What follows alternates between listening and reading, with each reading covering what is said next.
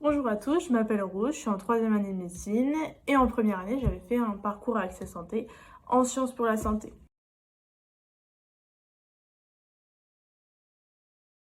Alors j'ai eu des baisses de confiance en moi, de là à dire souvent non. C'était pas souvent, mais c'est quand même arrivé quelques fois, surtout après l'annonce de certains résultats, ou plutôt quand on a un petit coup de mou dans le moral, ou alors aussi par rapport aux autres. En fait, c'est souvent l'extérieur qui va nous causer une baisse de confiance en soi et pas nous-mêmes tout seuls. Donc c'est important des fois de bien se dresser des barrières limites avec le monde extérieur et de pas trop écouter ce qui peut se dire autour de nous, sur nous, ou voilà, qui vont venir nous perturber et rentrer dans notre bulle alors qu'il n'y a aucune raison d'écouter ce genre de commentaires. J'ai très eu souvent des baisses de confiance en moi, que ce soit en première année ou en deuxième année, parce que j'ai fait deux LAS. Et en fait, le problème, c'est pas forcément si t'as, je trouve, une baisse de confiance, tout le monde l'a. Le problème, c'est que personne ne gère forcément de la même manière. Et il faut savoir bien le gérer, et essayer de le gérer positivement, que ça soit justement une baisse de confiance positive, entre guillemets. C'est un peu contradictoire, mais de pas avoir confiance en toi, par exemple, pour une colle, ou pour un contrôle, ou pour une matière, que justement ça te motive à travailler encore plus pour essayer d'avoir plus de connaissances et avoir un peu plus confiance en soi. Voilà. Je suis assez d'accord. Et moi, en première année, j'avais beaucoup de baisse de confiance, parce qu'on entend beaucoup les autres parler, on voit nos résultats dans l'école et tout ça, et parfois on se monte la tête un petit peu tout seul, alors que c'est pas si mal que ça, mais du coup, très souvent.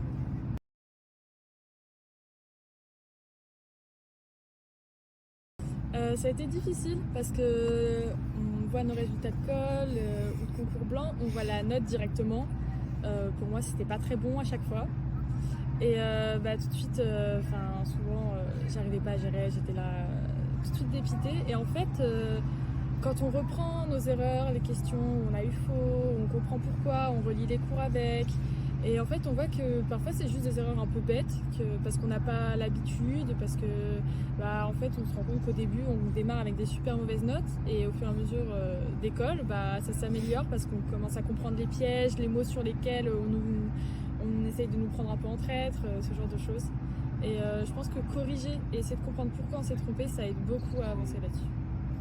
Bah moi, mes premières colles, j'ai presque jamais eu la moyenne, donc ça prouve rien, parce que maintenant je suis en deuxième année de médecine, donc ça veut pas dire que tu en as une mauvaise note au début, qu'à la fin forcément la note sera mauvaise.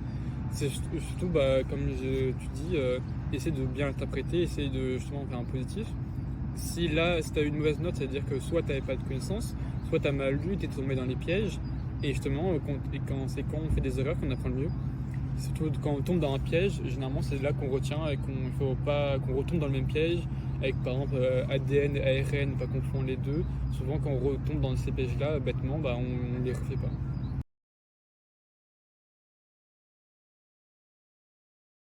Alors moi, j'ai pas spécialement entendu les gens parler sur moi. J'ai entendu des gens à côté qui avaient déjà vu le programme 2 semaines après la rentrée, enfin, ou des gens qui avaient tout de suite des notes extraordinaires tout le temps. Enfin voilà, ça on les a tous entendus. Et c'est là où il faut éviter d'y faire attention et rester un peu dans sa bulle, etc. Parlez à quelques personnes si vous avez des personnes proches autour de vous et si vous voulez partager vos résultats, pourquoi pas. Mais par contre, s'attarder sur les gens qui vont vous dire monts et merveilles alors que des fois c'est pas du tout ça de leur côté également, eh ben ça ne sert à rien. Toute l'année, j'ai été un peu à la limite entre tes résultats sont trop justes, ça ne passera jamais, et tes résultats, ça y est, ça ira, ça peut passer.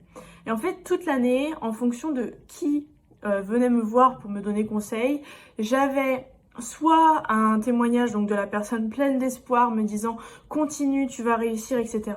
Soit au contraire, quelqu'un qui me disait continue, tu vas réussir, mais dans ses yeux, on voyait qu'il pensait le contraire. Donc en fait, une personne sur deux croyait en moi et une personne sur deux, limite, me disait bon, celle-là, elle est cuite, allez, vas-y, ciao, bye bye, on passe à autre chose. Et donc en fait, toute l'année, je me suis dit, continue, vraiment, continue, continue, continue, et montre à ces gens-là, en fait, ceux qui croient pas en toi, que c'est possible. Parce qu'en fait, voilà, il faut travailler à fond, peu importe les résultats, il faut travailler à fond et essayer de y arriver, en fait, tout simplement. Enfin, tout simplement. Alors, moi je sais que je réagis pas forcément de la même manière que tout le monde. Enfin, tout le monde a une manière de réagir et je sais que moi je m'en fiche un peu. Ça veut dire que ça rentre par là et ça ressort par l'autre oreille. Et je prends juste les bons conseils, les conseils de personnes que je pense être fiables, genre des personnes au tutorat ou les personnes, mes vrais amis, ceux qui me donnent des conseils positifs. Parce que juste les remarques, ah t'as pas assez travaillé, ah c'est quoi cette note nulle, alors qu'un conseil de quelqu'un qui te dit ah moi on m'a dit ou ah moi ça a marché cette méthode là, j'ai réussi à mieux apprendre, ah ce moyen mnémotechnique ça m'a beaucoup aidé. Et justement c'est plus ces phrases là qu'il faut écouter, les autres phrases le but entre guillemets de ces personnes là c'est de parler, de te décourager, mais ce qui est surprenant c'est que c'est pas forcément les personnes qui parlent le plus qui réussissent le mieux. Il y a beaucoup de personnes qui parlent jamais, tu vois très peu, au final c'est eux qui ont des très bons résultats.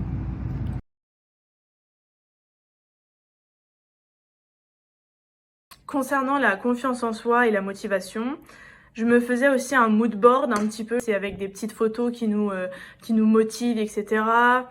Sur mon fond d'écran, j'avais mis donc des photos de médecine, j'avais mis aussi des citations qui m'inspiraient, etc. Quand j'avais pas trop le moral, je les regardais. Ou sur Instagram, je sais que je regardais aussi des comptes donc d'internes, d'externes, etc. qui mettaient parfois des photos d'opérations, des photos à l'hôpital, etc. Et je trouvais ça super motivant. Donc ça peut aussi aider à rebooster parfois sa confiance en soi et à aller de l'avant et à se dire de toute façon là je suis là, donc je continue, je vais au bout. On verra bien ce qui se passe, mais je vais au bout, je donne tout. Et je mets toutes les chances que j'ai de mon côté. Et aussi parfois faire le vide dans sa tête, donc après un concours blanc qu'on a raté, après des résultats un peu compliqués, faire le vide, s'accorder quelques heures, une demi-journée pour faire quelque chose qu'on aime, pour se vider la tête, sortir, lire un livre, dessiner, je ne sais quoi. Ça permet de se vider la tête, se dire bon là je me ressource et après ça je suis repartie à fond. On essaye de faire mieux la prochaine fois et voilà. Il faut pas rester dans son coin, s'apitoyer sur son sort, en mode j'y arriverai jamais, c'est terminé, je peux abandonner maintenant. Tout ça, c'est non. On peut pas abandonner comme ça et il faut réussir à se remettre dedans. Alors parfois, faire un peu de pause ou en parler, jamais avoir peur d'en parler, même si on se dit qu'on est ridicule de pas avoir confiance en soi parce que tout le monde est dans la même situation, il y en a d'autres qui arrivent très bien, c'est de la façade. D'accord, tout le monde a des baisses de confiance et il faut pas hésiter à en parler, il faut pas se dire non je vais pas embêter telle personne encore une fois ou quoi. C'est vraiment, il y a des gens qui sont là pour vous. Encore une fois, les parrains et les marraines du tutorat, toute l'équipe, même des amis, des étudiants dans des années supérieures que vous connaissez un petit peu de près ou de loin. Mais il faut pas s'isoler, en parler avec des gens qui sont passés par là et qui peuvent vous conseiller. Mais du coup, moi, il y a un conseil que je donnerais, c'est surtout d'aller au col. L'école de tutorat, c'est vachement bien pour regagner confiance en toi ou même juste de s'améliorer. Si tu vois au bout d'un moment tes notes s'améliorer, tu vas gagner un gain de confiance, mais surtout aussi de pouvoir en parler à la fin d'école aux tuteurs ou même juste voir les tuteurs en réel et voir qu'il y a des gens qui sont passés par le même chemin que toi et qui ont réussi, qui sont là et qui essaient d'apprendre aux autres également les matières par lesquelles ils sont passés et qui ont plein de conseils.